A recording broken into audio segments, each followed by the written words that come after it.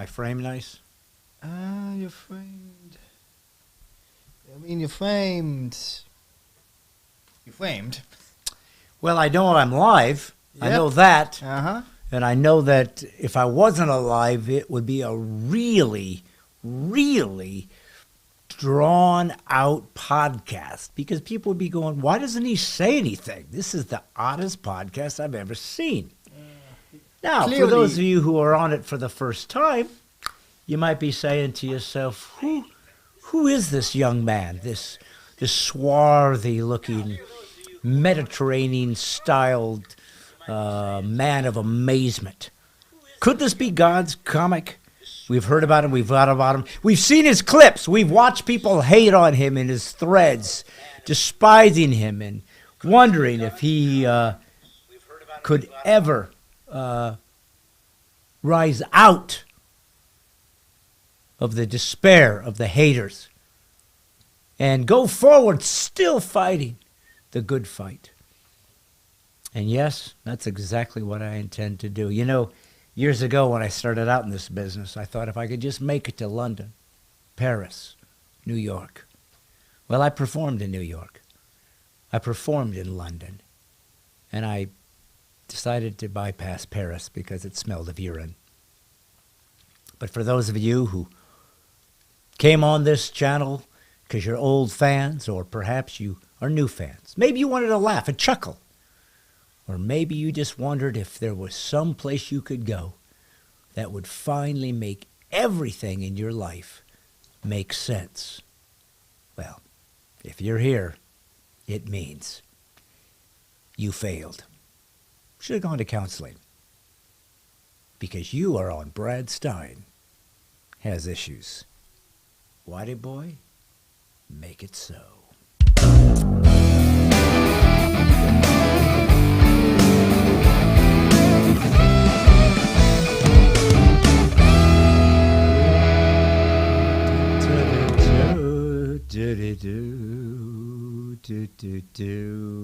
Hey, you're never going to believe, Wyatt, who is the first person to say hi to us. Just take a stab. Take a stab. Oh, man. I should have studied for this. I know. It's tough. It's Karen. No. First off, it's Karen. And you almost had it in the nick of time. Nick Kress. Nick Kress, Nick of Kress, course. of course. Mr. First The Time. man of the hour. Hey, welcome. It is Monday night. Brad Stine Has Issues, brought to you by Christian Podcast Central, where all of your podcast needs are consolidated down into one small pan of stuff, like the remnants of salt being distributed from an ocean far, far away. Also, Glockstore.com pitched in a little bit of dough so they could watch me talk about Glocks, which I carry with me at all times. Wyatt, do you know which Glock I carry? No. Glock 43. Single stack. Simple, light, tiny, and makes things easy. Hey, you can stack Glocks. Can we make like a Jenga tower of them then? That's my hope. Is to make a Jenga tower. And when they fall, there is something at stake. Let's make Jenga matter! For crying out loud, we made it too easy on too many people for too long. Wyatt, let's do what needs to be done. It's too slow stakes of a game. Yes. Well, listen, if you are on for the first time, welcome. This is God's Comic, Brad Stine, and this is a show where comedy, conservatism, and Christianity collide in a cacophony of clarity. That's right. Well, listen, this is going to be a very, very special show this Monday night, and so I'm going to take a few minutes to say hi to everybody here before we get going, because we got a special guest that actually became much more of a interview than I expected. And normally I like to interview people live, but if you've ever been on my podcast, you know how ridiculously unsafe that would be to do anything live when it comes to a guest with my son at the helm is going to be, it would be like taking that trip from the, Safari Ballroom in Iowa and Buddy Holly trying to get to the next gig, and boom, It could be like James Dean in his Spider, saying, I'm just trying to make it up to Paso Robles in California. Boom! There we go. Somebody's just driving right in you. It could be like, what's his name from Paul, what's his name, that was in that fast car, and he was in the fast shows, and he got boom, and that was that.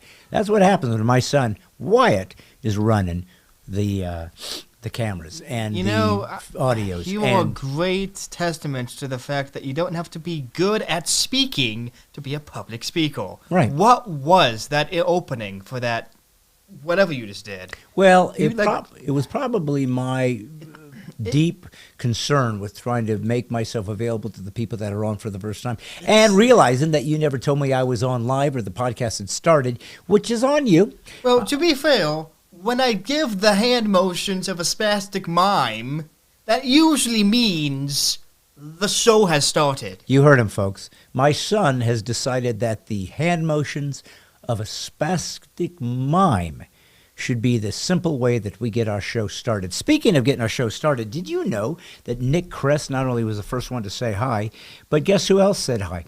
John Halford. Guess who else said hi? Paula Faye Marie Rauchi. She's from Florida City. What's the one thing that Paula Faye Marie Rauchi always neglects to add every week, Wyatt? No, I don't. Another name. I tell her that every time. If you're going to have 4 names, jump in, grab 5, get 6, who cares? I mean, what's the record for most names of a single person? I don't know. That's something you could be my researcher. Can you find that up? Maybe you can sure, look it up. I'll Okay. look that up, actually. Find out what is the name for the person with the most names. What would that be called? A name a lot. Surname a lot. Let's see. Rebecca Daly Dwyer's here. John Fisher, greetings from Gallatin. Oh, that's not too far. Good evening from Jerry Head. Hey, Jerry, good to have you. Josh Sipes, I've made it through the trenches and back again, my friends. Yep. Thaddeus Anderson. Hey, Brad, I hope you're doing well. I do, too. Clovis Jones. Hi, guys. Clovis from Wayne, Michigan. Good to have you, Clovis. Good evening from Pennsburg, Pennsylvania. That's Michael Sean Garrett. Susan Metzger is here. Hey, Susan. We just talked to her today. John Holford, Rebecca Daly Dwyer, Jim Brona, Roger Riggles from Oklahoma. Huntsville, Texas is here. Andy Klein, Tom Cotter. You funny man. Yeah, I funny man. I try to do the funny stuff, and that makes you want to come back for more, because I give you laughter and jokes and happiness until you just can't tell no more. You're just filled up like your spleen's about to burst. What, have I ever talked about spleens before? No. You used to skip over the loin business. That's right. I used to jump right into loins. Thomas Bywater's here. Philip Payne just sent me 200 stars. Why? You know what that means, don't you? Yes. What? No, I don't. Me neither. Forrest Bainey is here. Hello, White and Brad. Have a great show today. Oh, we will. Trust me. Karen's here, but she's way, way down the list. It's kind of like if there was a totem pole, and the top totem is the thing that people are most looking at, the one closest to the heavens, and then the sort of warrior totem that protects the one that's closest to the heavens, and then under that is the boat totem that tried to get the warrior to the guy and then towards the bottom we have a turtle, and that's Karen. I mean, in some cultures, the earth is actually on the back of a giant turtle. Really? Which culture is that? Long ones. Oh, okay. Yes. Well, if also, I did some research. Longest name is oh boy, it's 585 different words. Like from where? From the U? Is it in English? German guy. German guy had from 500 from names. 1975. Oh, okay. 746 letters. Hey, look, Karen said, thanks for rooting for me, Wyatt. And she threw you a bunch of hearts. Brian Batchelor, the haters really amuse me, so hell-bent on trying to destroy what they don't believe in. Bigotry at its finest. Of course, Dusty Wilhelm, Gordon Hudak, Gordon from Florida, Jack Scoville's here. Let's see, Jeff Hayes. I didn't watch the Olympics. Instead, I binged on Forged in Fire and the Book of Boba Fett. Nice. Of course, Newman. Of course, it's Newman. I mean, Nick Kress. Yeah, nothing. Joining you all. That's Nancy Price. Hey, Brad, we are close. Marty Roberts. Good to hear. I will be announcing your movie that I was in as soon as you get it out there and ready to roll. Great guns, Brad. I carry SD40. Yeah, I had Thaddeus Anderson. Yes. Don't Fauci up your show. Just joking. Love what you said about that. Me too. Hi from Upper Peninsula. Oh, the UP is here. Glasna Barabbas Jürgen Koisan. Sounds like a German-Russian spy. Sounds Boston, like Mass is here. Andrew George. Real Americans carry a 1911 cocked and locked. Hey, listen, 1911's great. Matter of fact, the guest I'm about to have on today has his own 1911, and you're going to love this guy. His name is Rick Green. He is America's Constitution coach. And you know what? I am really excited about today's show, and I'm going to tell you why, Wyatt. Can I? Before you don't, but Okay. that's not going to stop you. Shoot. All right. Well, I just didn't expect that curveball. I expected my listen, sidekick to kick my side a Yeah, bit. I'm the sidekick. It's my job to challenge you, so you give these people something worth watching. Wow. I didn't think of it in those terms. So Yeah, you're you the know one what? That's why you're up there, and I'm back here doing the real job as the sidekick. Mm-hmm. It's going to take a long time for you to get into my shoes, but with hard work and dedication, you might one day get there. And someday I'll pay you and you can buy some shoes. Listen, we don't need to talk about my lack of shoes right now in we front of all these shouldn't. people. See, I mean, he's never been on camera, and yet he's fearful of what the things I reference. His Tom and Jerry pajama bottoms, his Zero shoes, his Alice Cooper tour T-shirt. Son, I love your combination. You're eclectic. You are what would you call a smorgasbord. You are out of fashion. I'd say those are the three things that best suit my son, and I love you for it. I mean, look, it doesn't matter what. I ain't getting paid to look good. That's for dang sure. Whereas I am. I am, my friend. Yeah, so when are you going to start doing that? Yeah, well, I'm getting on it. Well, here's where we were going at today. Today. It is Monday. Olympics are over, and I didn't know they started. Hey! I didn't even know they started. I didn't watch. Last week, I really talked about Fauci things up, and that was my reference to Anthony Fauci, the genius who basically walked us through a pandemic by making stuff up on the fly, and then when it didn't work, he made something else up.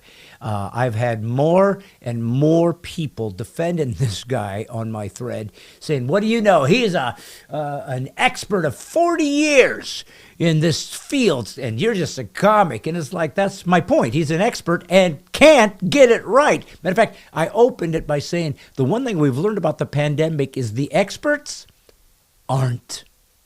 And then I made a reference to it like this. I said, I did not know you could get paid that much to be wrong that many times and not at least be a weatherman. And people really took umbrage to that, because not only did they Saint Fauci be someone that some people absolutely refused to allow me to mock for his failures, his incompetence, and his absolute buffoonery, but then they didn't want me to throw a weatherman in there in the midst. So I'll tell you what I am going to do. We're going to do a little clip about a weatherman who was unhappy with the way that they had decided to blame the weather on God. Why do you think you're going to be ready to play this clip? We're going to go to the Weatherman clip and sketch. You see, I've decided that I want to start adding sketches to the show, and they may not be quite as sophisticated as this one, but we're going to try to shoot one this week and get it in to the show. But this was one that I experimented with a while back, and because of the Fauci and the Weatherman correlation, I thought this might be funny. So Wyatt, play the Weatherman does not like blaming God for tornadoes. Good evening, everyone. I am Charlie Rogers. And I'm Monica McCarthy. Our meteorologist, Mickey Chepanik, is out this evening, being replaced by his neighbor, our neighbor, Mac. 13 people were rushed to the hospital today after an apparent E. coli intake at a family reunion. Our thoughts are with the family.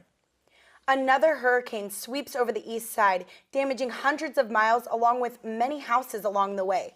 We're still dealing with major floods on the south, and we've had quite a few earthquakes on the west side. You know, it's times like these that make us question, where is God in all of this, and why would he allow it to happen, Charlie? Very true, Monica. Now, more with that hurricane and all about our wonderful weather here in LA, our friendly, neighborly meteorologist, Mac. Mac? Did you just say why would God let this happen? Why don't we go on to the weather, Mac? Yeah, it's funny. And you said my thoughts are with a family that has E. coli. You know, let me explain something to you. We used to say thoughts and prayers in America. You know why? Because prayers work. Oh, yeah, that's what we got. We got millions of people with cancer right now sitting there with the big dilemma. Gee, should I go to chemo or should I wait for somebody to think about me? You know, that's some thoughts that I have going on in my head right now, and I'm sending them your way. You getting them? I'm getting something about the temperature, Mac. Yeah, it's cold out, so don't forget your jacket, just like we're forgetting God. See, that's the problem, my friends. The Founding Fathers were geniuses. They said this great nation cannot work unless God is at the very essence of who we are. But no, now somebody has decided that for some reason, we got to get rid of God. Everywhere we look now. Oh, God, get off of our money, God. Get out of the military, God. Get out of our TVs, God. Get out of our schools, God. Go away, God. We don't want you, God. We don't need you, God. Hurricane hits. God, where are you? Why don't we go ahead and talk about that weather front, Mac?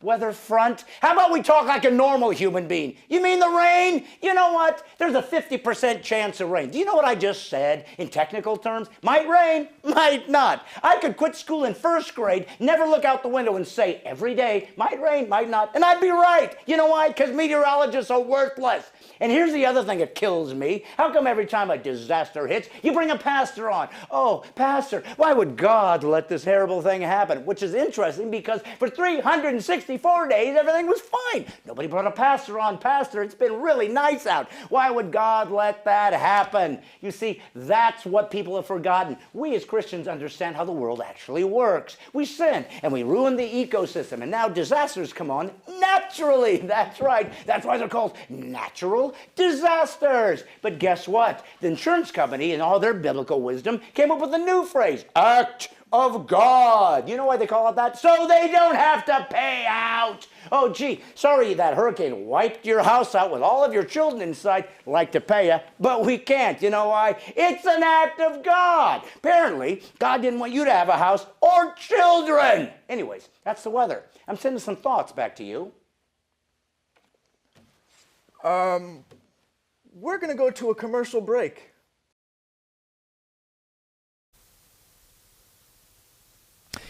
So as you can see, weathermen do take their career seriously. In this case, this guy didn't Fauci things up.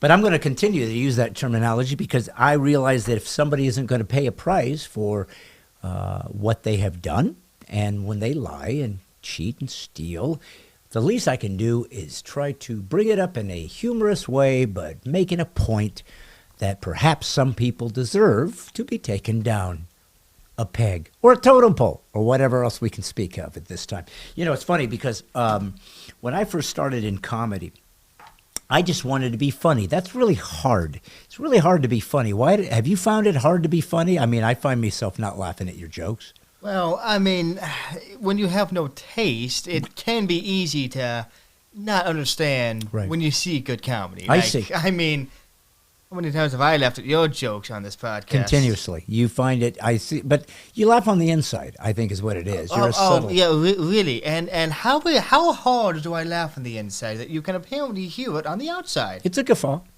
Yeah, like a 4 to 10? A guffaw, yeah, it's 9.5, easy. And how can you not laugh at my joke? Listen, you grew up with me. Can I not laugh at your jokes? My friend, it is literally the default option when you hear one. I got you. Well, here's... See what I'm saying, folks? I never told him he had to help me. I just asked him if he'd like to.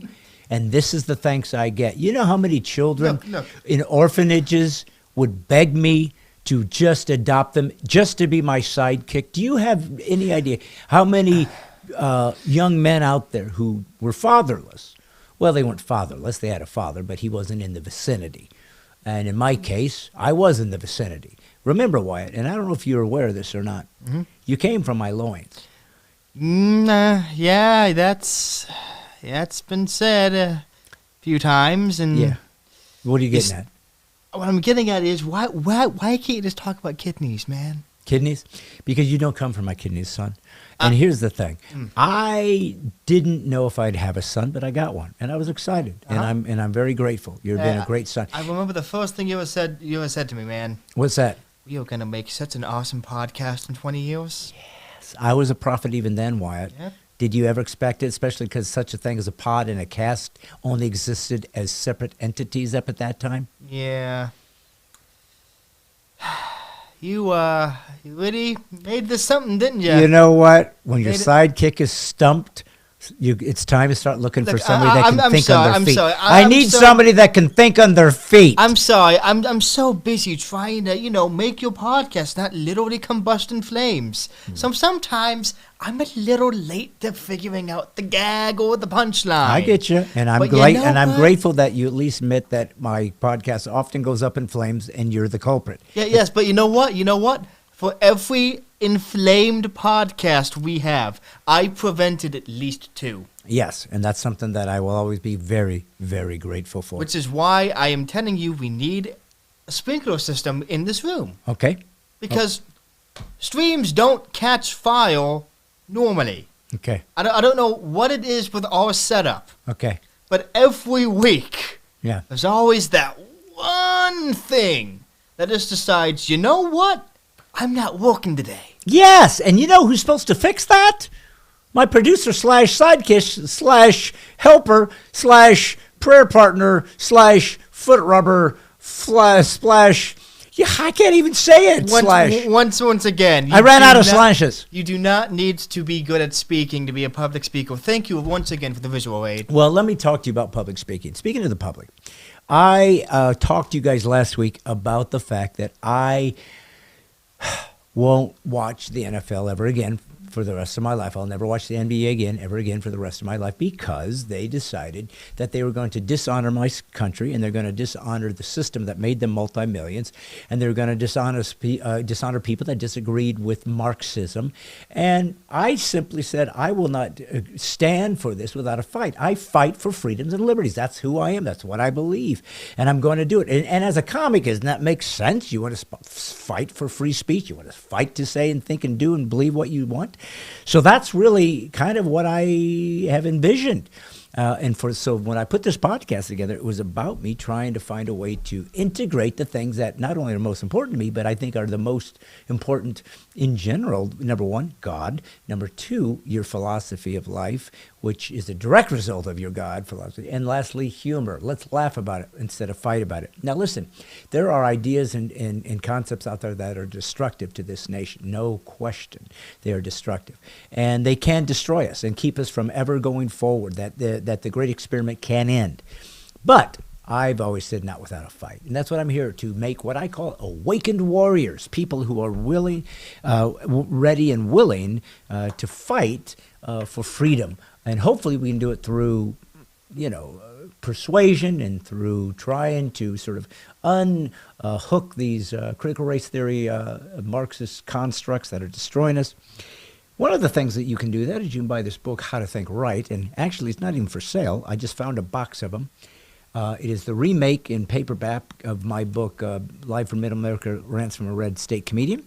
It's a $50 donation. I will sign it and send it to you. Last week, I had 4 people that said, I want it, and not one of them donated or gave me their address.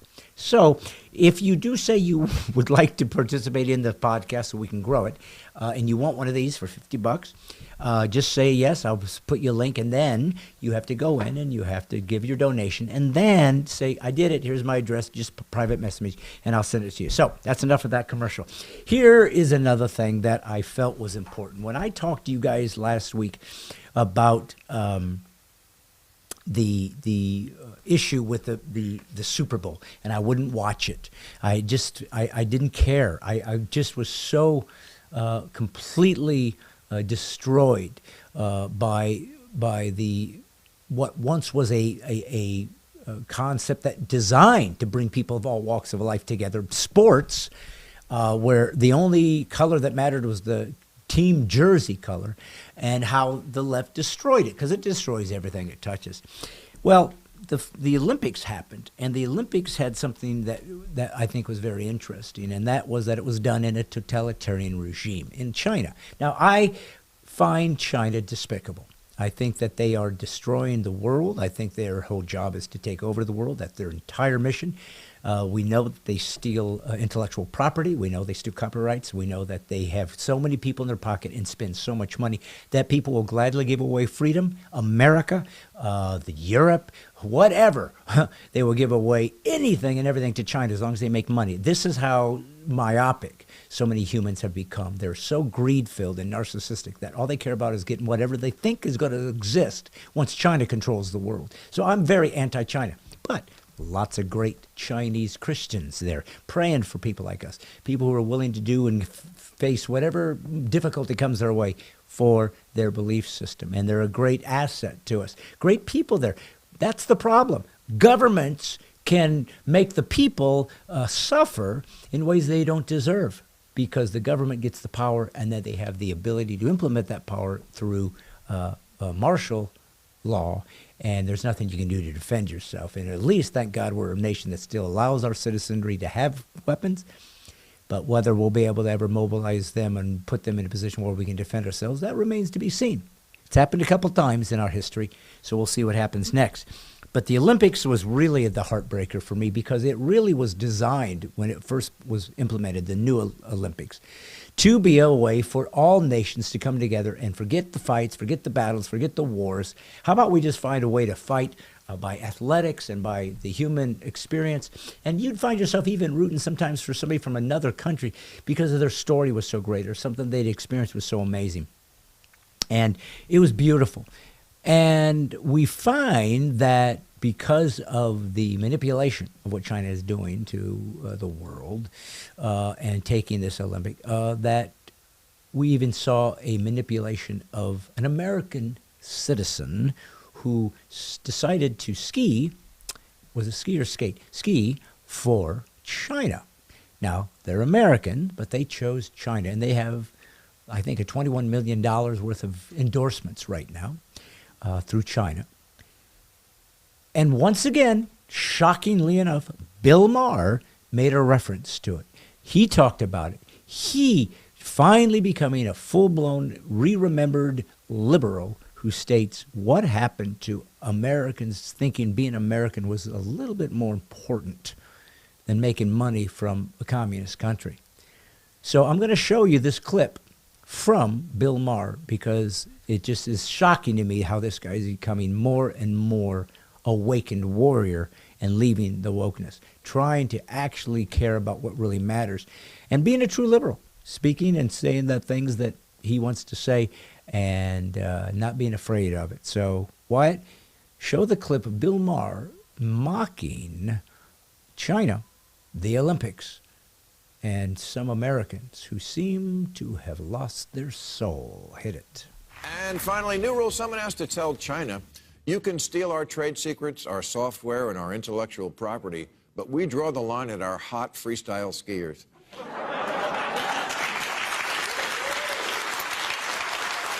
Now, if you've been like me over the past few weeks, glued to your TV watching the Olympics, that makes exactly two of us. We knew there were shithole countries, but who knew there was a shithole superpower? But I'm sure you've heard about American citizen Eileen Gu, the beautiful model, influencer, and now gold medal winning skier who was born and raised here in America, but who chose to ski in the Olympics for China. Cool, huh? Is it? Is that cool now? To choose to represent a totalitarian police state over America? The Olympics pretends to only be about sports, but of course the games have always been a bit of a proxy war for which country has the best system. And by choosing Team China, Eileen Gu became a living symbol of China's triumph over the West, which wouldn't bother me so much if I thought China had triumphed over us in the ways that really matter, but they haven't. Now, we do have human rights issues right here at home, we do, but we're still, at least for another 3 years, a democracy based on freedom. And they are an authoritarian surveillance state based on how'd you like to disappear for a few months?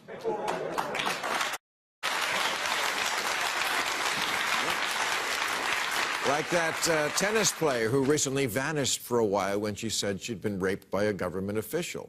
We do still throw too many black people in jail. But perspective matters. China has basically jailed an entire ethnic minority, the Uyghurs, a situation that both the Trump and Biden administrations has called a genocide. America is not close to that. And it's a cynical dodge to pretend that China's sins should be overlooked because we all do it. No. In 1997, Britain returned Hong Kong to China with an agreement that from Beijing, that Hong Kong could retain its free press, honest courts, and democratic government. Well, they lied. Democracy and freedom are being crushed there, and China doesn't want anyone to talk about it. And because so much money is involved, no one does. 2 years ago, when the general manager of the Houston Rockets, Daryl Morey, tweeted, "Fight for freedom, stand with Hong Kong," he was forced to apologize. In America, we're supposed to root for democratic government, not apologize for it. But the NBA has a television deal with China worth $1.5 billion. So LeBron James said Morey needed to be educated on the situation. The situation being, I got some shoes to sell.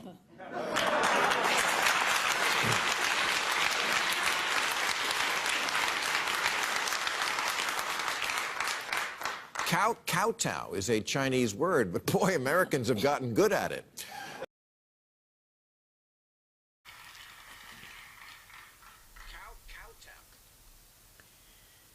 Am I back, Wyatt?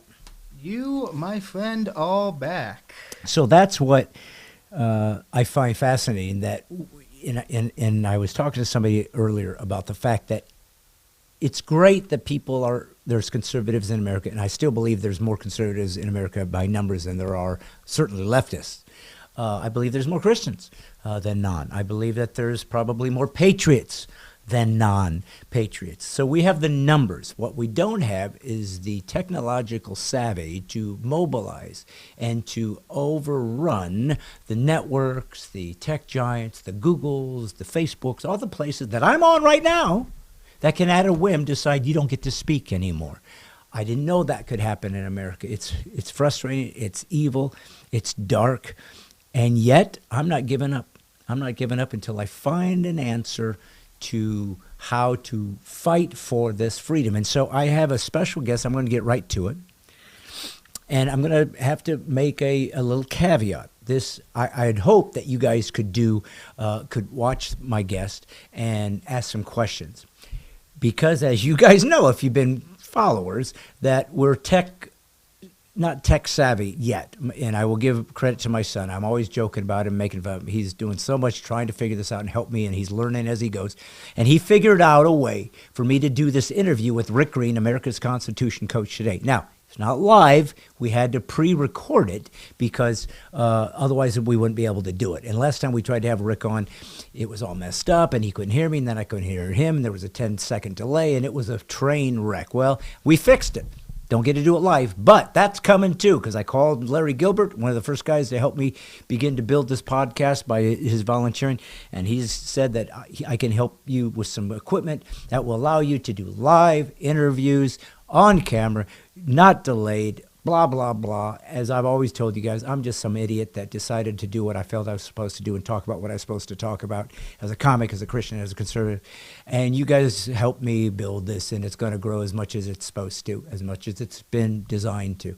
And so I'm excited to have on Rick Green. So even though it is not me live with him where you can speak, feel free. We're right here. We're still here. We'll see everything that you guys talk to each other about. Wyatt and I will be here. It'll just be pre-recorded. But this interview is really, trust me, you're going to love it.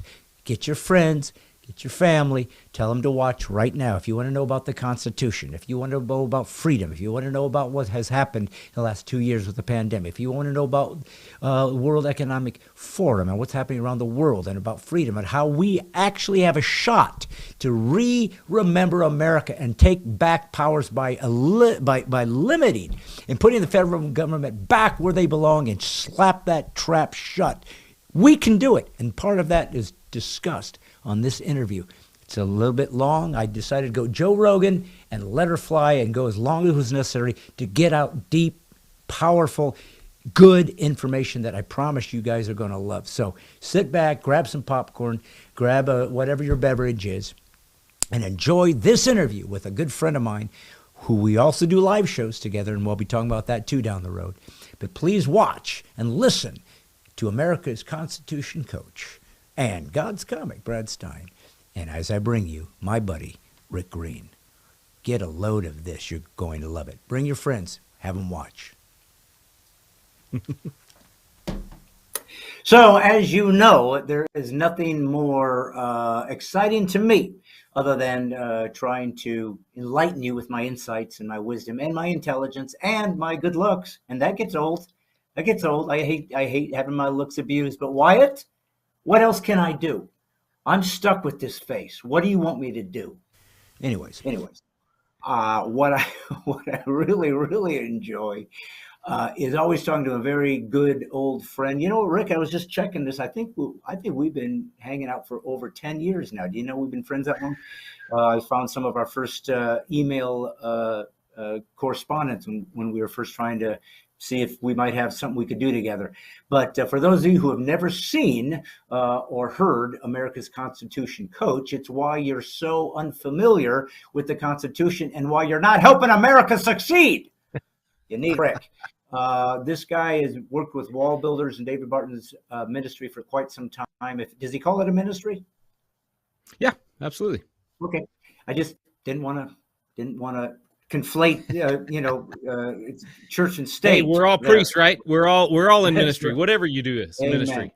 But Rick, and by the way, speaking of ministry and knowing each other for 10 years, I have been praying for you for 10 years to be able to live with and bear that burden of such good looks that, you just don't know if people are loving you for who you are. So I've been praying for you about that for 10 years. Rick, I got to say thank you, because that has been my cross for so long. It's like, did they love me for me or just my exotic handsomeness? But it is. I love you for your intellect, my friend. Yes, you do, my friend. And speaking of intellect and friend, so again, my friends out there, podcast peeps, you need to know Rick Green. You need to know Patriot Academy, which allows youth to go to state houses and learn how to bills and have a bit of understanding of politics and life and America and spiritual growth and in a faith that the founding fathers even thought was crucial and essential for this great nation to work. And so he's known as America's Constitution Coach. So you probably know him, but for those who don't, Rick Green, glad to have you. It was kind of a roundabout way to introduce you, but hey, buddy, always good to see you. How are things going? Man, going well. I'd go to Siberia to be on a show with you. Anywhere, anytime, whether we're marching with the Minutemen in Lexington or, freezing our buns off at the, what was that, the Battle of the Monongahela up there where you wore dress shoes? That was horrific. That was absolutely horrific. I had the wrong shoes. Say this, a lot of people consider being on interviews with me going to Siberia. So you really haven't made such a stretch. But yeah, we were there in Monongahela, and I was in the wrong shoes, and my toes were freezing. I think I ended up wearing Reagan's shoes or some crazy thing because I was dying. Anyways, it was a lot of. If you go to Amazon, it is Amazon Prime. I thought I saw it there, or at least I think you can. I know you can get it. You can get it at our website, obviously, patriotacademy.com, and I think PureFlix still has it. I think Amazon has it. I can't remember who all's airing it now, but Dove Channel, I think, at one point had it. Okay. But whoever watches it has a great time. And you and I, we always enjoy sitting back behind, backstage as we're playing an episode while they're waiting on us to come out and do Comedy Constitution, and just watching all those people laughing, learning, crying, all that good stuff. I never saw so many people get so much pleasure out of watching that guy get pelted with paintballs, but that's all they bring up every time I turn around was what was that like and did it hurt? And Clearly, it wasn't liked and it did hurt. But nevertheless, the reason that I bring Rick on is for lots of reasons. So he's a friend, but truly, it's so rare. I don't know why, but it's so rare that Americans, and especially younger Americans, understand the Constitution of the United States of America, which if you don't understand it, if you don't know what's in it, if you don't know why it's essential to be unaltered, you will not be free. I don't know why anyone thinks that just because you have a piece of paper, a contract, which is what the Constitution is, a contract saying this is what you get if you're an American citizen. Contracts are broken if nobody's holding them accountable. If nobody's then taking them in front of the judiciary and saying, hey, breach of contract, this needs to be rectified. And that's what the Supreme Court was for, that Congress was there to help make sure that good laws were put into place. We had an executive branch to help try to, I guess, find the way that the people wanted their country to be moved. And all those pieces together in one was certainly an ambitious way to run urban for outside of theory, I guess. But we have seen nothing, not just in the U.S., but worldwide during this pandemic as to how quickly and how easily freedoms will go away. I mean, I have never been imagined that things could look the way they do. And for those who are just have been watching the podcast up to this place, I did show them a clip, Bill Maher. I've been showing a lot of clips of Bill Maher. I don't know what's going on with him, but somehow he's getting on our side, and I'm happy. Because anybody that, all truth is God's truth. So if an atheist speaks truth, it's still true. That's right. And so, but one of the clips was him really lambasting the American skater in the Olympics. I wasn't familiar with her because, frankly, I didn't watch the Olympics. That's how much America has lost its way when the thing that used to be truly a uniter of who we were completely has lost interest in most Americans. It was very down, I guess, in the ratings. They lost a ton. But there was a skater that's an American, and I guess her mother or father was Chinese. She chose to skate for the Chinese, and she won a bunch of medals. And she's made $20 million in endorsements from Chinese products. And Bill Maher said, is this what we applaud now, that you go ahead and skate for a totalitarian regime and people who literally have imprisoned Uyghur Muslims and harvest organs? I mean, this China there's no words to describe brutality and the absolute horrific conditions they put their people through, slave conditions, to try to rule the world, which clearly is their aim. And then he talked about LeBron James. Again, I will never watch the NBA or NFL again because they chose to defame my nation instead of way up for us to come together, which is what it used to be. They decided to turn it into a political regime where they will make millions of dollars, want me to pay for it, but then disparage my country and my point of view. I'm not going to watch that nonsense. But he mocked that LeBron is making a lot of shoes, and you want access to 1 billion people in China? You want to sell shoes? You tell us how great China is. I mean, I've never seen anything like it, but it brings up the question that I wanted to bring to you, which is not typical. Normally I go to you and I say, give me your expertise on the Second Amendment, Third Amendment, Fifth Amendment, 18th Amendment, whatever hidden amendment that only you know where it is. And I treasure that because we need people that are experts in it and hold us accountable to those ideas. But this is a little bit more esoteric, Rick. It's more about your expertise as well as the founding fathers and who they were. And many people, when we say founding fathers, they think Jefferson and Washington and Franklin, and great guys, but there was a lot more than that. There was a lot more than that who also participated, and had they not, there wouldn't have been America. It wasn't just those three guys. They couldn't have done it by themselves. So we needed a whole bunch of people. And so what I wanted to ask you was,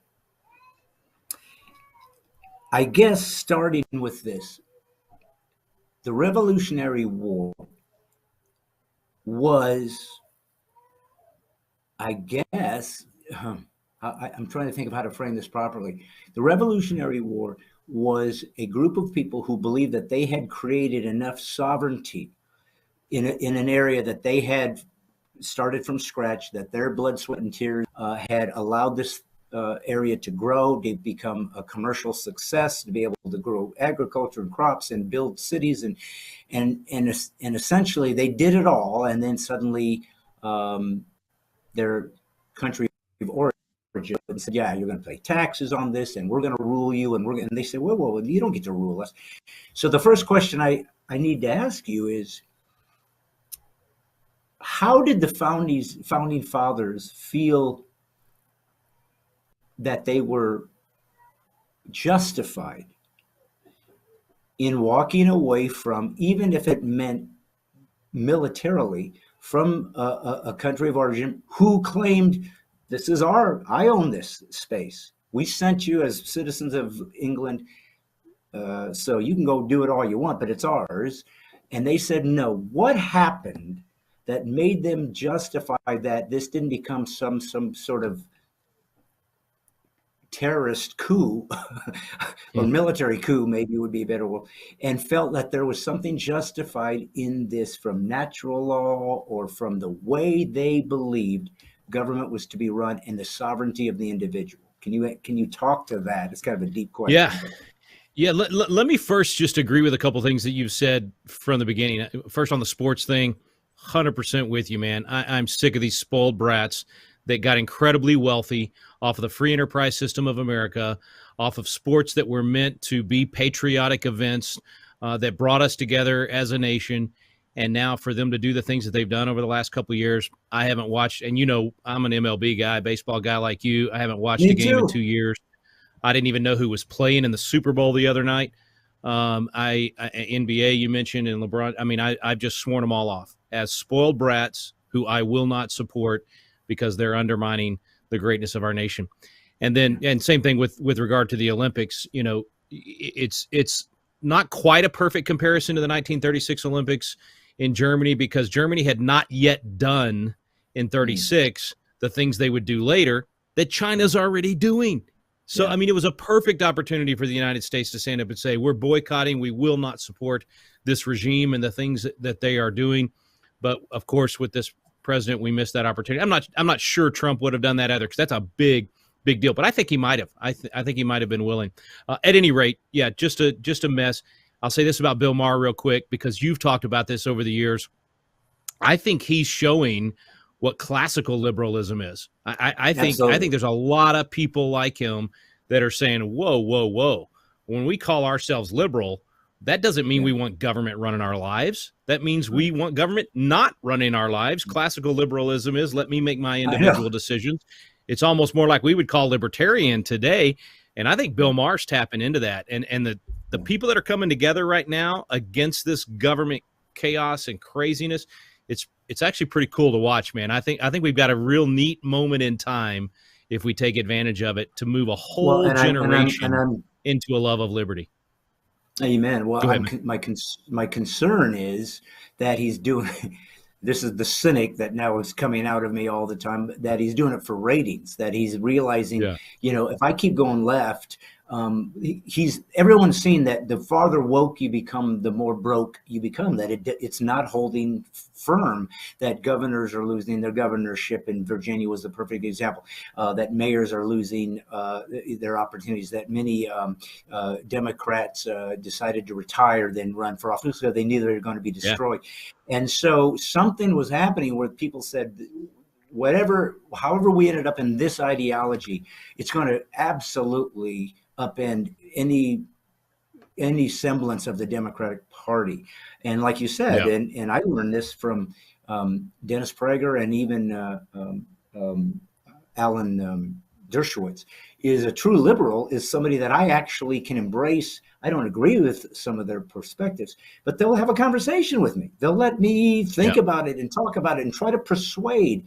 And those people, that's freedom. And frankly, I would prefer to speak to somebody that disagrees with me. Much more robust conversation, much more interesting conversation. And maybe, just maybe, people are learning something because two people aren't saying the same thing to each other. What point is that? But sharpening each other's concern was- countenance, you know? Yeah, that's it. That's it. Yeah. Listen, if my belief system can't withhold scrutiny, it needs to be abandoned or at least re-examined.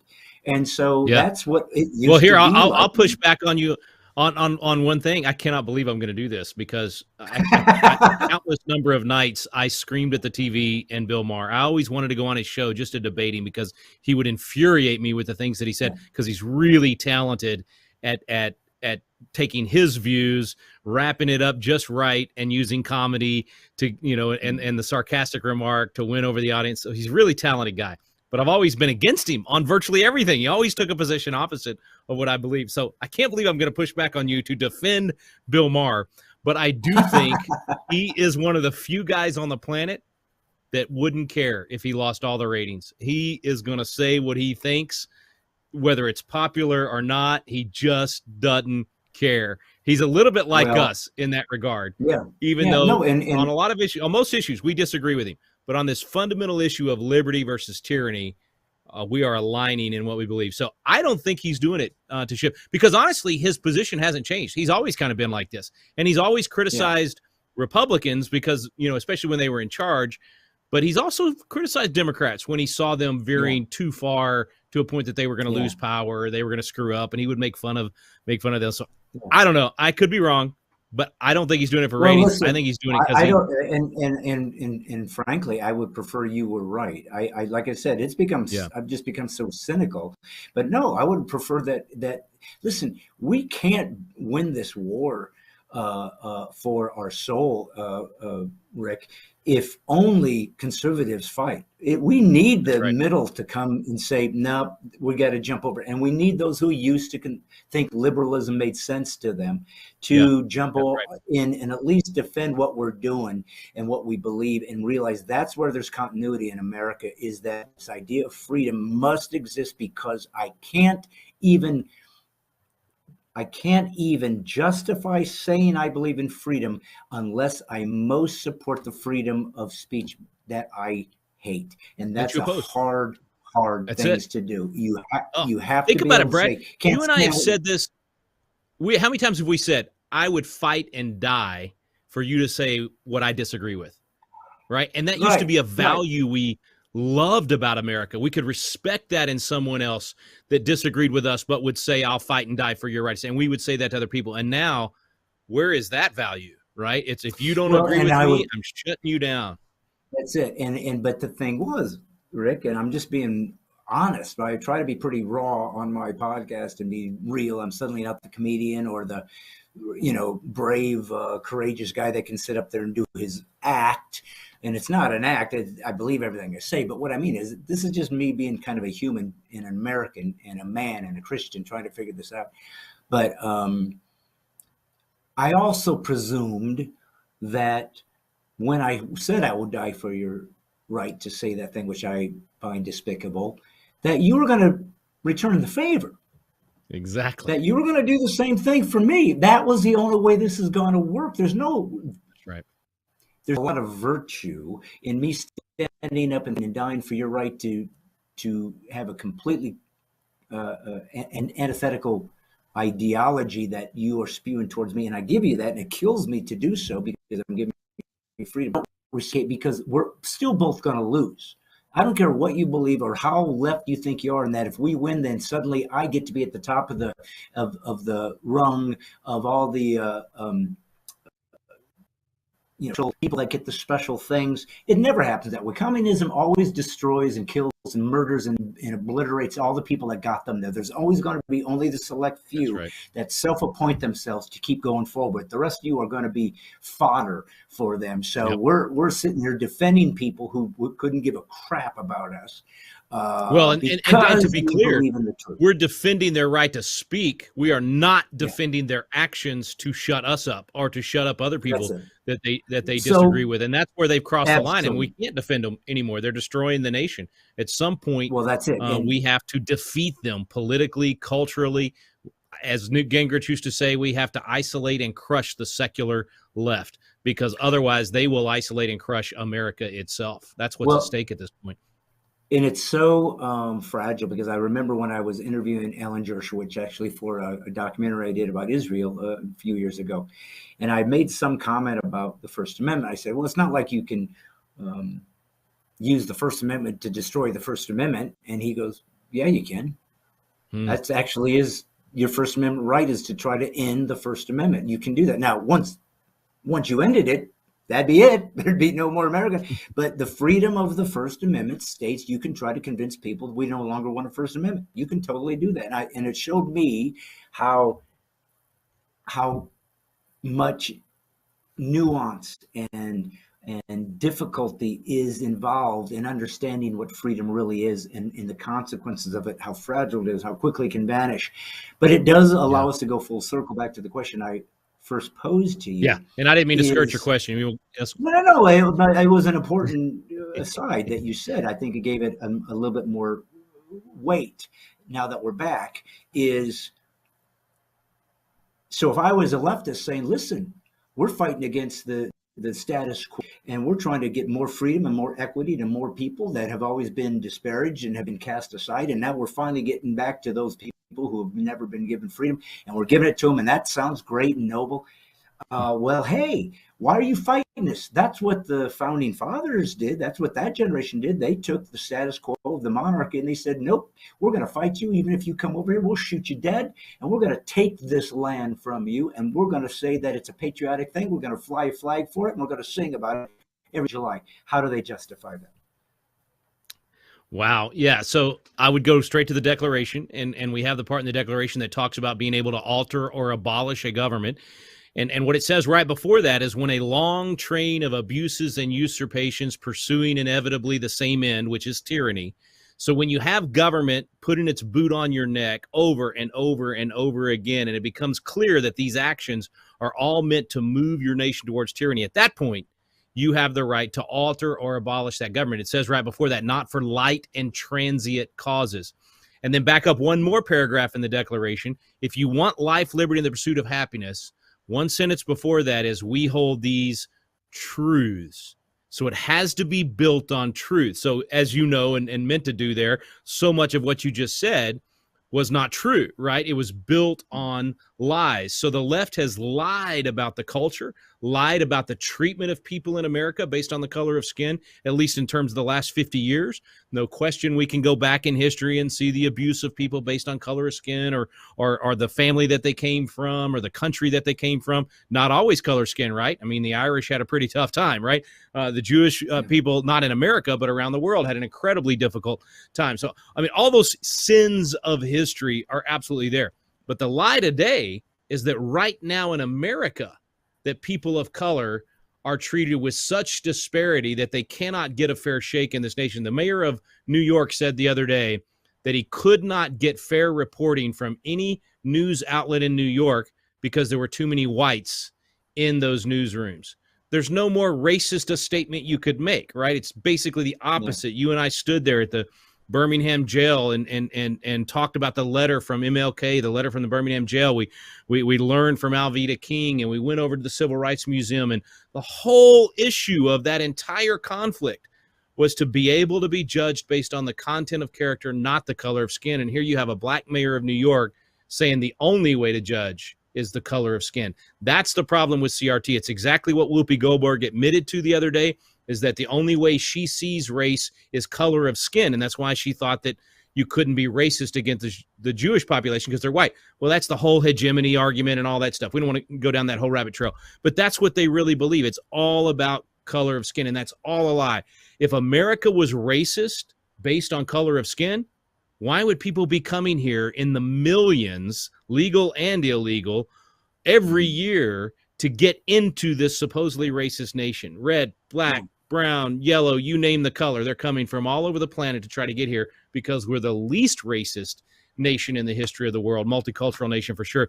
So anyway, all that diatribe to say they are trying to change our nation, claim it's the same as the revolution based on lies, whereas the founders were adamant about the fact that you cannot separate from the mother country unless the mother country has attacked you and the mother country has broken the contract. You were talking about the Constitution being a contract. They had a contract with England, with their nation. They were citizens of England. So this was literally a rebellion against their own nation. So backing up even further in the Declaration at the beginning, Jefferson said, when in the course of human events it becomes necessary for one people to dissolve the political bands which connect them to another. So in other words, he's saying, here we are in the course of human events, and we've been connected to England all this time, and now in the course of human events, we must separate ourselves from them.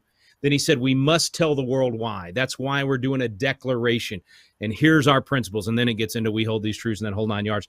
So they believed it had to be an act of self-defense, that it had to be based on the fact that you were truly being wrong. They were breaking the contract. And I think that they laid that out, 27 grievances in the Declaration of Independence saying why the king had broken the contract. And that's why they were justified. And remember, that was after, let's see, that would have been 6 years of trying to still have peace with the country. Even after the Boston Massacre, even after all these things, Lexington, you name it, they're still trying to negotiate settlements, trying to negotiate peace and not have to separate.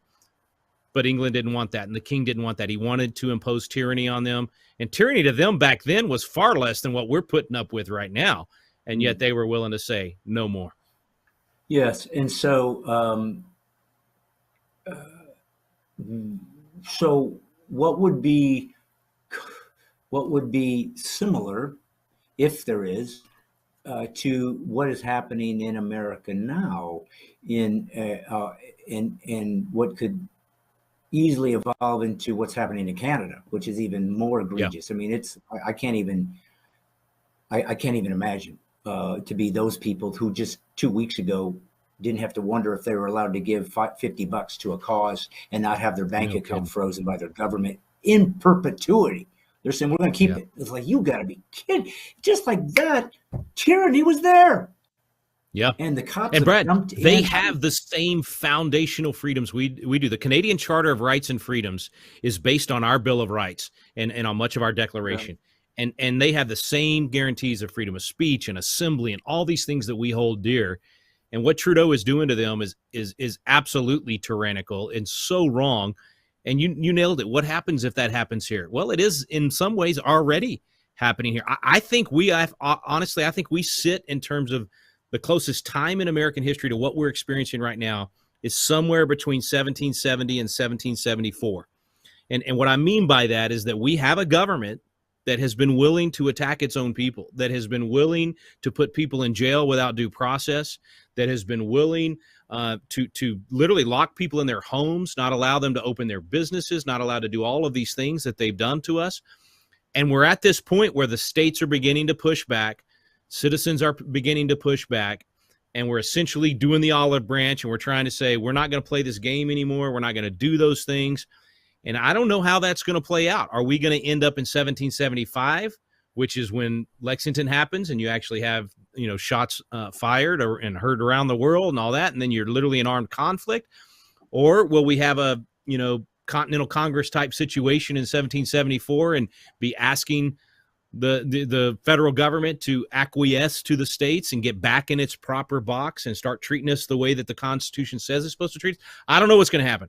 I think we have those peaceable options at our fingertips, but whether or not the American people is going to be willing to exercise the peaceable options before it gets to the Civil War options, that's what we're really up against right now, is waking up enough people to implement the constitutional solutions to this very scenario. And the founders foresaw all of this. They talked about this moment we're dealing with right now, and they put provisions in the Constitution to deal with it. The question is, will we use the Constitution to save the Constitution and our liberty?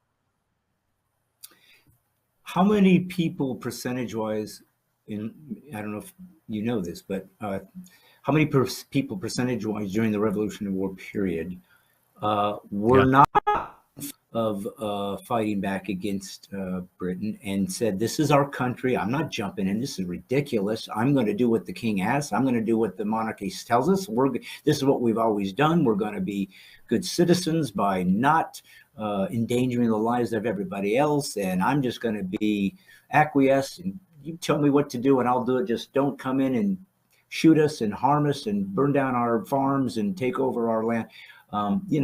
Because that's the other thing that we have is the realization that, and I'm as vulnerable as anybody else to confirmation bias, because I have filled myself with the ideas of freedom and liberty, and read about the Yeah. Constitution, read about the Revolution War, and read about our founding fathers, and read about my Christian worldview that has established so much of the West anyways. It created the West as we know it, and so many of the laws, and the way we see humanity, it comes from our faith.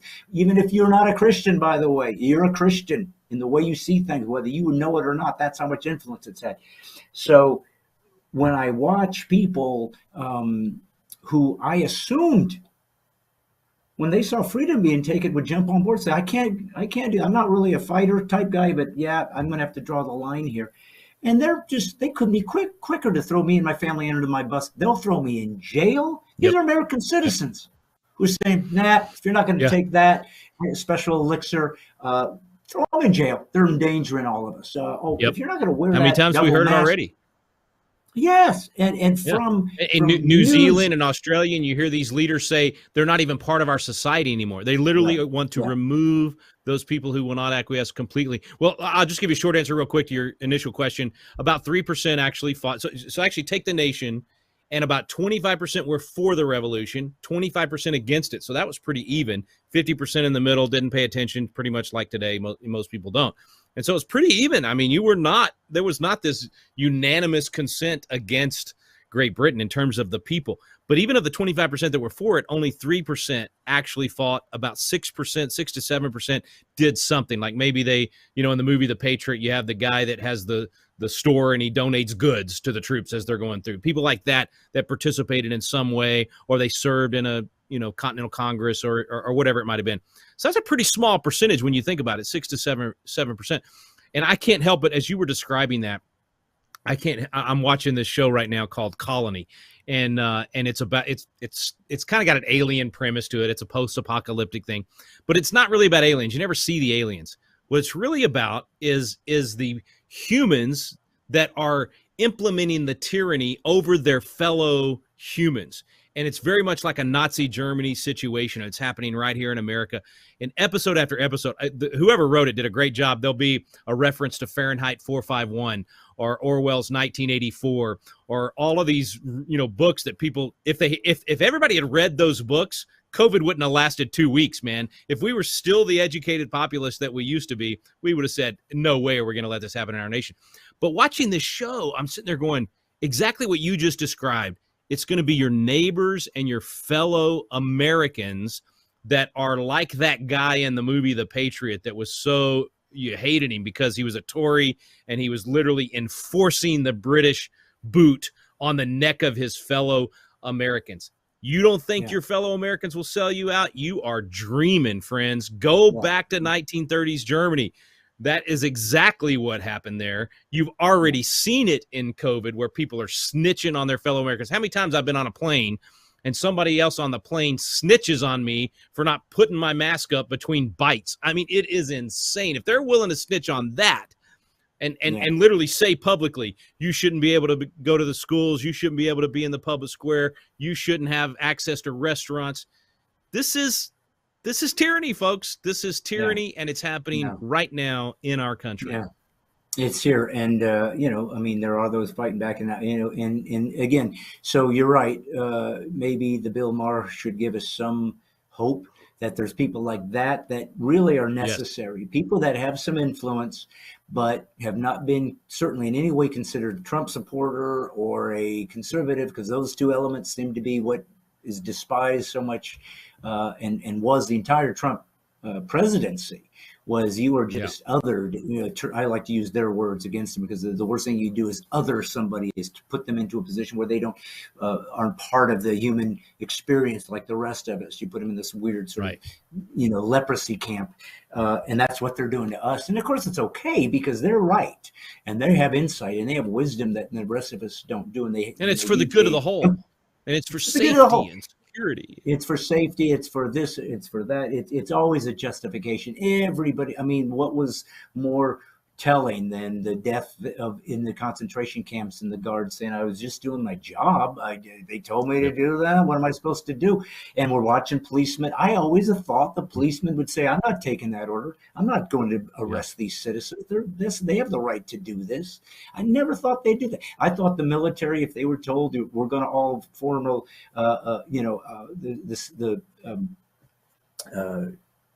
is it? The National Guard. Could be mobilized against us. Hey, you're going to have to move into Memphis. There's a militia there, so get in there. You're the National Guard, so you're for the internal affairs. If we need a military, and I figured all of them would say, not doing it, not following this unconstitutional order. I think that's why they're purging the military now. Because they see, if you're not willing to take the jab, they see that as you're someone that will question orders. And we don't want people that'll question orders. There's we no want people that'll do exactly what we There's no command. speculation. This isn't confusing. We don't have to figure this out. Exactly what they're doing. We have we have Monties and Millie. No. You go ahead.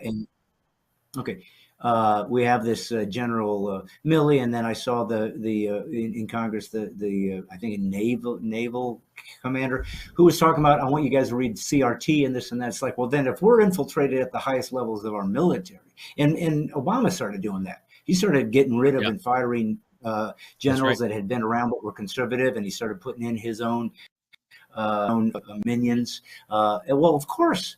It started with taking over the education, and then that all gets moved. All the critical race theory came from the universities. It spilled over into the culture, and now it's become something that the corporations have grasped. Again, I thought, why would you do that? Just stay neutral, and at least you get everybody's money. No, not now. Not now. Stand neutral means you're actually a racist, and so we need to destroy you. I've never seen such cowardice, and nothing broke my heart like the cowardice of the pastors who would allow the government to tell them, shut your doors, you are not essential. That strip club is, and that bar is, and that casino is, but not you. And the pastor said, yes, sir. Are you kidding me? Yeah. So that is certainly not a founding fathers view of the role of the pastor, right? The Black Robe Regiment pastors that led the way into battle, preached liberty from the pulpit. We discovered Jonas Clark when we did our episode with you in Lexington. But you mentioned the woke corporations. Milton Hershey is spinning in his grave. So Hershey and Mars, both the big chocolate companies, totally woke. It's almost like, where do you go to spend money now? Like, who do you buy from to not support all the wokeism? Secondvote.com is a good website that helps you kind of navigate that. But I got to tell you, Brad, because I don't want to leave people thinking that we've given up. Because you and I, the reason we go out and speak so much, and the reason we do all these events, is to educate people and get them ready to stand for freedom, get them ready to, if necessary, to self-separate. I think the American design of federalism is built to withstand what's happening right now if we actually live out the Constitution, let people move to states that will reflect their values, get the federal government off the back of the states. The federal government should not be making decisions with regard to our health care and jobs and minimum wage. All this stuff that they're involved in is unconstitutional. So if we can get them back in their box, then let California be goofy. And folks like you can move from California to Tennessee if you want, or to Texas or another state that's going to be normal.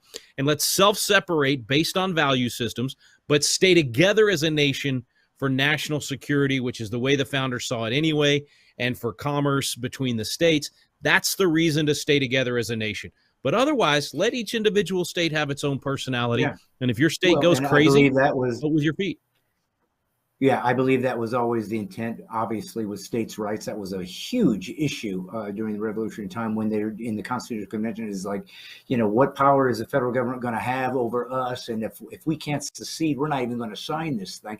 And so they wanted the freedom to be themselves, and this is who we are. And obviously, you need some general overseer of your nation so that you can't have people completely going counter to the Constitution, which was the compass to help us all know that all of us have to stay within these perimeters.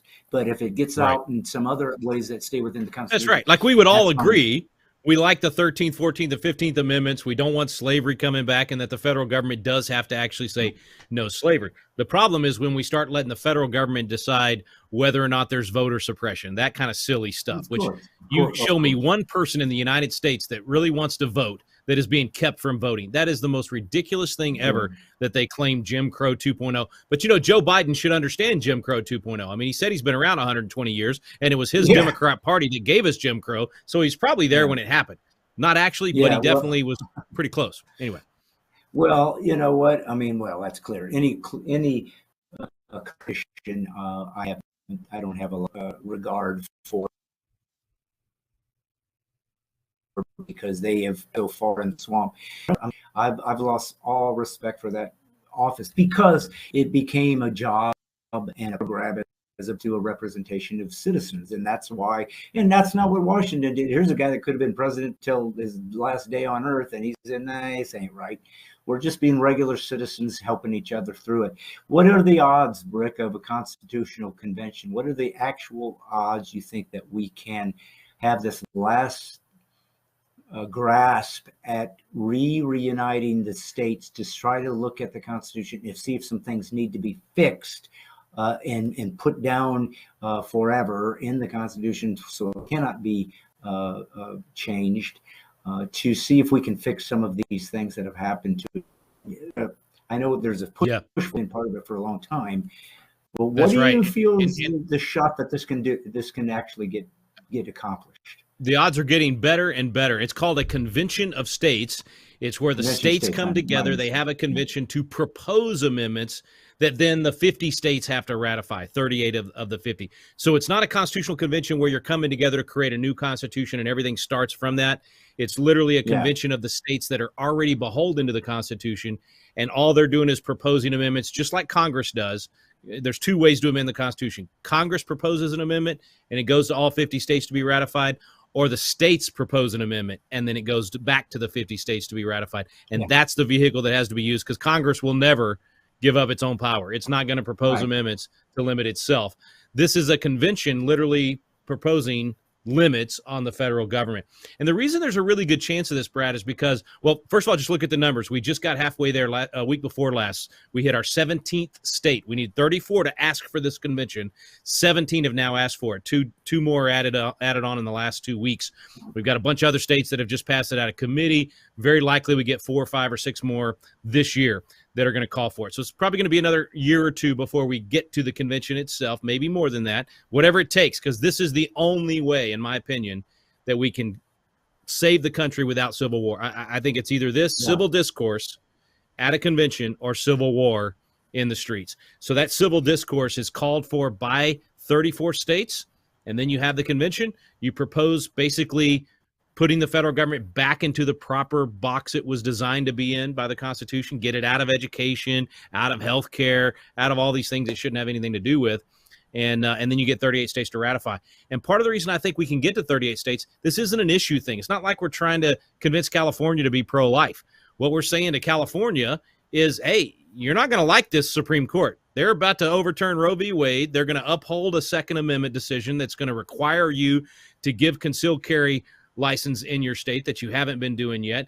So you're not going to like the decisions coming out of the Supreme Court. Do you really want the Supreme Court making decisions for California? And California is going to go, oh, no, I actually don't. So let California be California is going to eventually be popular to California, and they'll actually team up with Texas to say, let's put the feds in that box where it's only doing the things that all of us agree it should do and not the rest of it. So that's a long way of saying conventionofstates.com is where you can go to learn more. We got 5 million people on this list, Brad. 5 million have signed up to be a part of this and support it. That's why the momentum's growing every day.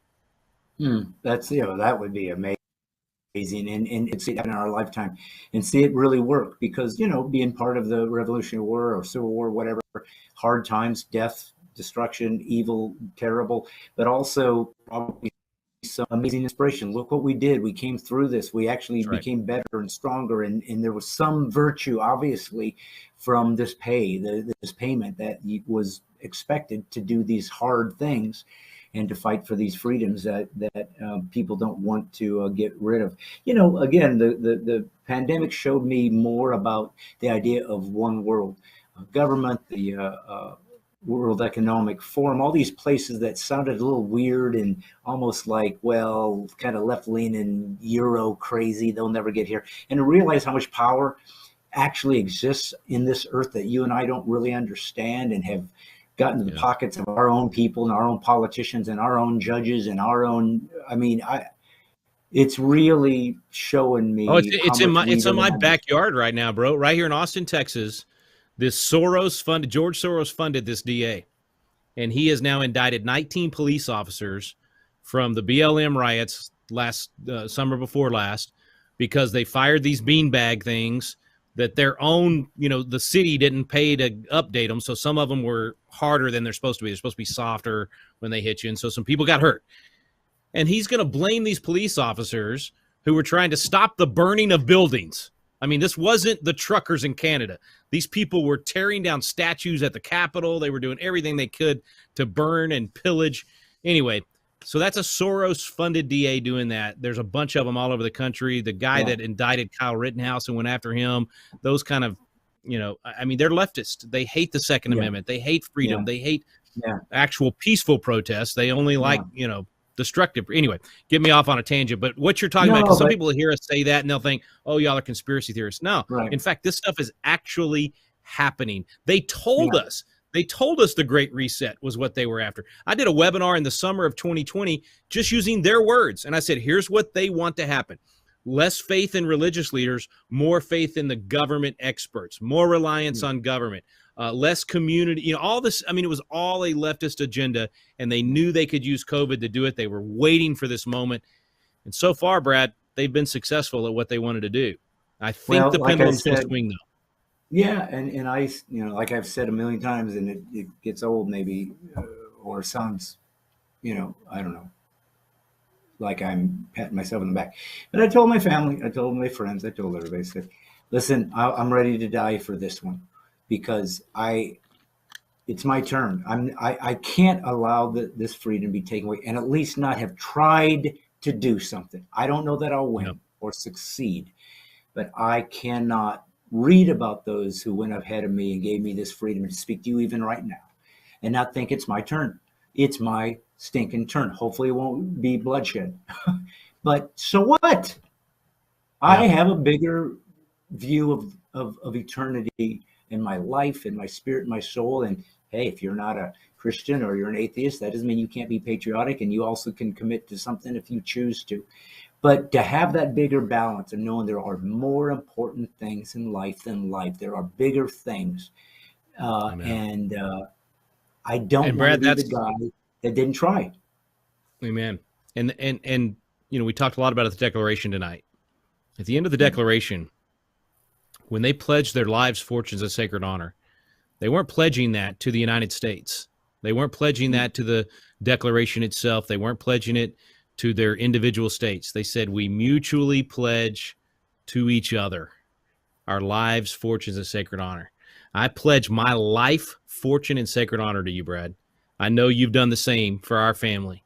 That's the kind of dedication to liberty, that dedication to these principles that we're going to have to find again. We're going to have to be like the Founding Fathers. You keep coming back to it. It's so true. We've got to take on that mindset of saying it's not about me, it's about the next generation being able to enjoy these liberties. And I don't know what that's going to look like. It's not going to be the same America that we grew up in. I know that. There's too many leftists in this country where we are too divided on a lot of this stuff. So I think we are going to self-separate in many ways. I think at the end of the day, we're going to end up with some really, really red states and really, really blue states. And I don't think that's all bad. I think you ought to be able to live with people that think like you. I hate that for my friends that live in some of these left-wing states where they grew up, their family was there, they're 5 generations in, and they're going, wow, man, our state may not be one we can win. I'm praying for revival so that we can potentially win all 50 states back, and I hope that happens. But my historian side says not likely. It's more likely that you're going to end up with about 35. Go ahead. I would say this, though, as long as the United States exists, as long as it's still here and it's sovereign and it's able to act on its impulses and its ideas as a citizenry, then guess what? We're capitalists. We believe in free market. The market will weed out the blue states. People will flee them. Listen, like you said earlier, the immigrants that come over and flee across into Texas and into this border and willing to risk life and limb, they do that because whatever they're leaving is worse. It's like, man, my government is so corrupt and people are dying and vanishing and whatever. So I'm going to flee and go here. Well, why wouldn't people who live in a blue state flee? Go, no way. And then that state's probably not going to be able to be self-sufficient. It's not going to be able to draw tourists. It's not going to be able to create an economy it needs. Businesses aren't going to stay because they're going to be overtaxed. Supply and demand. Well, and Brad, this is where I lost it in the whole COVID thing, because I've always felt like if California wants to go broke, they can, but they better not ask me to bail them out, right? They voted in that leadership. So in this COVID trillions of dollars, they bailed out these blue states, and we paid for all those mistakes. So that's the problem with the federal government getting out of its lane and doing things that are unconstitutional. It never had the authority to take money from one state and give to another to bail them out for their bad decisions. That's going to break us apart. That was really, for me, the tipping point of, up until that point, I've been very much about, hey, we're going to save all the states. We're going to make this happen. It's going to work. And at this point, I'm thinking, no, as long as we can put the feds back in its box and it can't take money state to bail out another states for its bad decisions, then what you just said is exactly what should happen. They should have to live with the consequence of their decisions. People can flee that state when they make those bad decisions, which they're doing, right? I mean, people are leaving California, Washington, Oregon in droves, going to your state of Tennessee, my state of Texas, Florida, all these other places.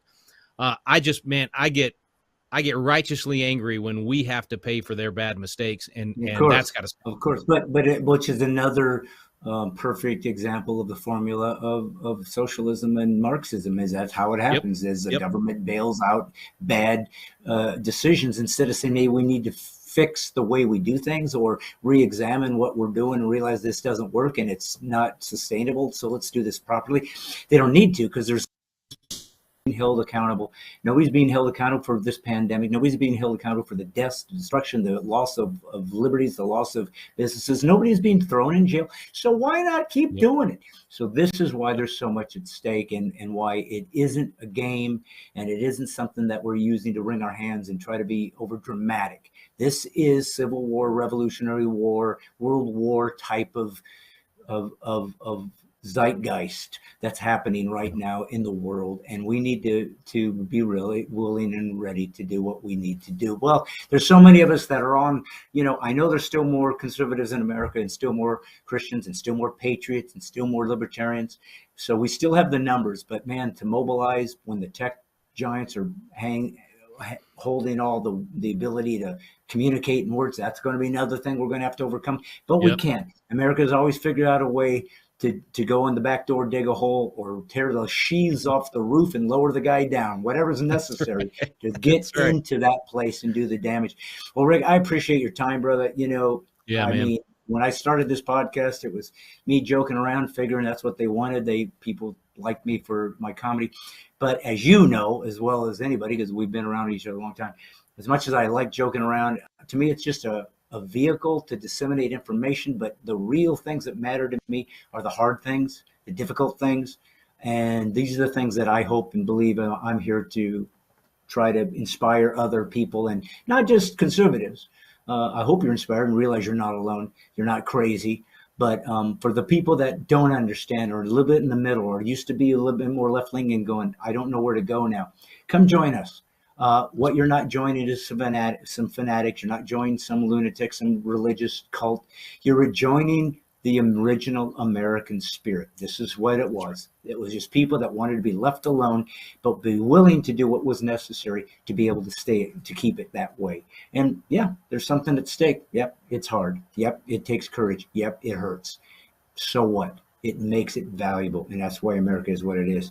I want to thank this is God's Coming, Brett Steiner. I want to thank America's Constitution coach, Rick Green, my buddy. We have maybe some surprises we can talk about here soon about some things him and I will be doing live.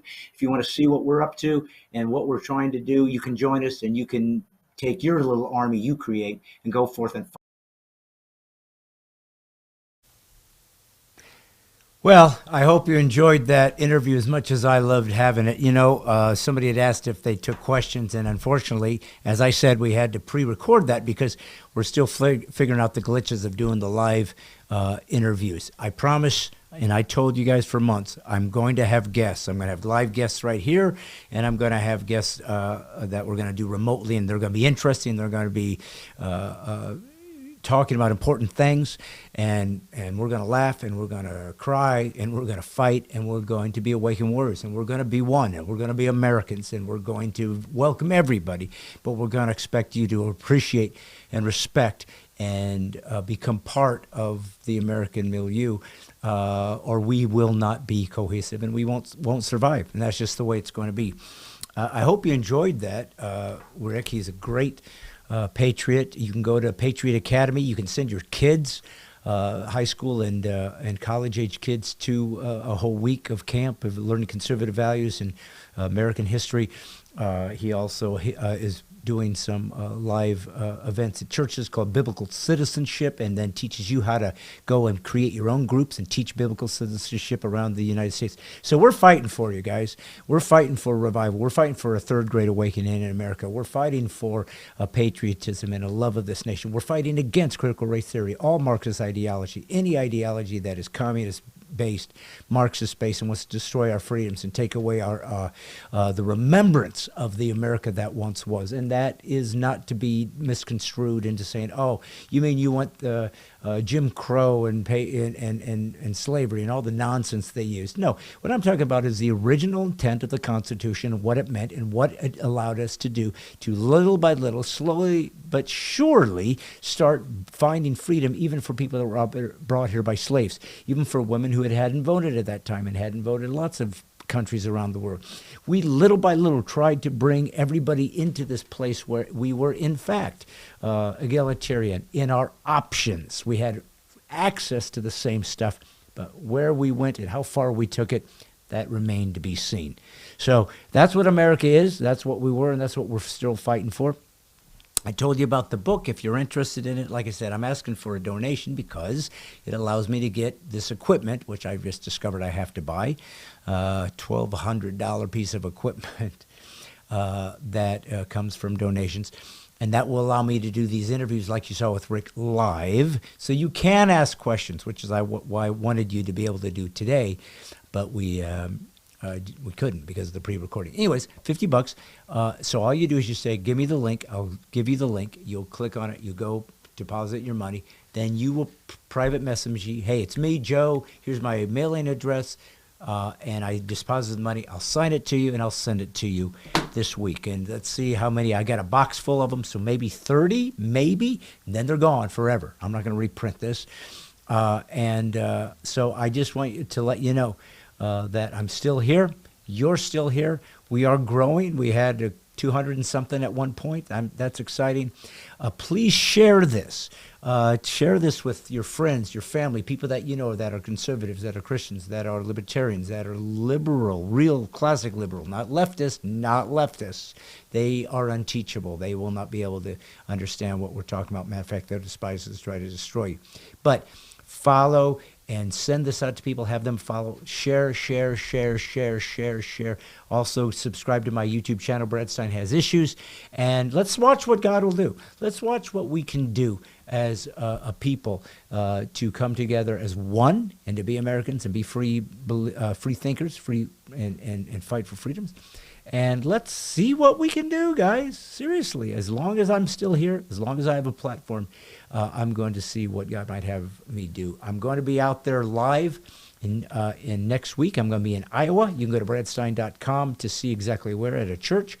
Also, in 2 weeks, I'm going to be in San Diego, performing there in California, of all places. And so I'm growing the live events as well. I can come into your church. If you have a church that wants to talk about these things, bring me in. I'll bring comedy, but we'll also talk about truths. If you have a conservative group, lots and lots of different ways that I can teach and inspire your people. That's what I want to do. That's why I'm here. Thank you, Wyatt. for being here and doing what you do so wonderfully, so gratefully. You're learning to make your buttons work a little bit better. You did bail us out, and you figured out a way to record Rick, so thank you. So you can thank Wyatt that amazing interview happened tonight. It could have been done live, but that's where Wyatt failed. Well, listen, I would rather have one small victory and a tiny defeat rather than an absolute train wreck. Right. And as you know, nobody can do train wreck like Wyatt. Well, listen. Nobody can pronounce train wreck like you. I you. know it. I'm losing everything, Wyatt. I'm losing my tongue, my mind, my spleen, my dignity.